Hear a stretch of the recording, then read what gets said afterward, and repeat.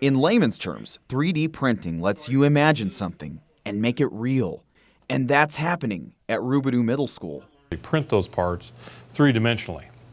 So before the students had the parts, they created the parts, but they had no way of seeing them except them on a computer screen. So now the parts, they can actually hold them in their hand. These students can be assigned to design a part or a mechanism with certain tolerances so they can hold up if a bigger robot is formed. The metal is melted to the thickness of human hair and then layered based on that 3D design created. Todd Brockett students can build anything from a keychain to a swimming robot, all out of a dense plastic, which middle schoolers envision. I mean, it's like the first time you hand a student a color print of what they've created. Same way, it's wow, look at this, I'm gonna take it home and show my mom. But the 3D print even goes beyond that.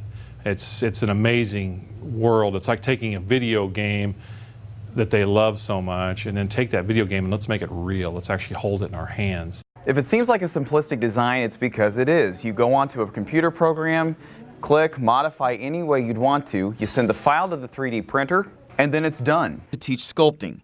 Now, he's added computer design to his class load, realizing the two go hand in hand. I do think that that's where it's heading. You know, all the great artists today are in, the ones that are making money, are in engineering and design and advertising. And so the digital work is a huge part of that.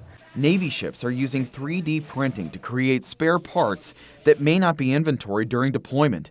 Architects creating housing models that can be tested for flaws or even landscape planning. 3D printing does have a reputation that's bad in some cases. Some interest groups are worried it can be used to create guns with the right polyplastic. But Brockett insists that's where the education comes in. It is difficult. You have to teach them ethics. I mean, it's part of being a teacher is how to use things properly. I mean, if you're a writer, how to build rather than to destroy. It's the same old process we've always done. And as the technology evolves, these teachers are confident the potential will too, for these students to create something great in middle school. Right away, they're able to just go into it.